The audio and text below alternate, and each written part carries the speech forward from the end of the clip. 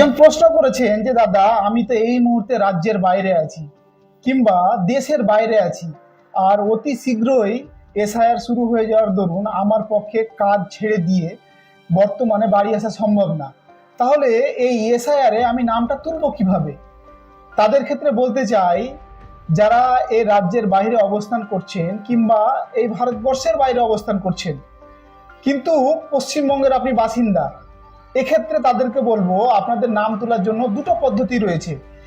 একটা হচ্ছে ইলেকশন কমিশনের যে ওয়েবসাইট রয়েছে, ওই ওয়েবসাইটে গিয়ে আপনারা ডাইরেক্ট অনলাইনের মাধ্যমে এই ইনুমারেশন ফর্মটা ফিল আপ করে জমা করতে পারবেন।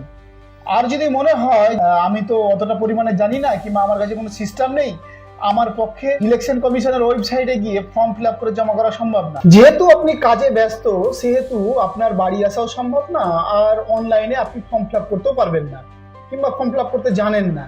সেক্ষেত্রে আপনার করণীয় হচ্ছে আপনার বাড়িতে যে সদস্য রয়েছে কিংবা যে আত্মীয় স্বজন রয়েছে তাদের কাছে আপনি হোয়াটসঅ্যাপে হোক কিংবা অন্য কোনো পদ্ধতিতে হোক এক কপি ফটো সেন্ড করে দেন, এবং সেই যে ফটোটা সেই ফটোটা ওনারা বের করে রাখবেন। এবার বুথ লেভেল অফিসার যখন আপনার ইনুমারেশন ফর্মটা আপনার বাড়িতে নিয়ে যাবে, আপনার যে সদস্য কিংবা যে আত্মীয় স্বজন বাড়িতে রয়েছে তারা ওই ফর্মটা রিসিভ করে নেবে। রিসিভ করার পর যে সমস্ত তথ্য আছে সমস্ত তথ্য ফিল আপ করবে।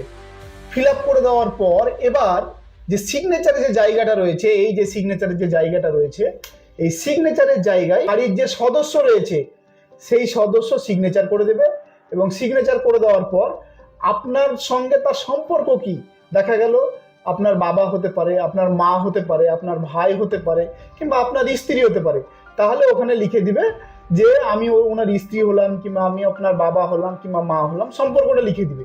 লিখে দিয়ে এই ইনুমারেশন ফর্মটা যদি দেখা গেলে জমা করে দেয় তাহলে আপনার এসআইআর এর নাম চলে আসবে। এতে আপনার কোনো অসুবিধার সম্মুখীন হওয়ার সম্ভাবনা নেই।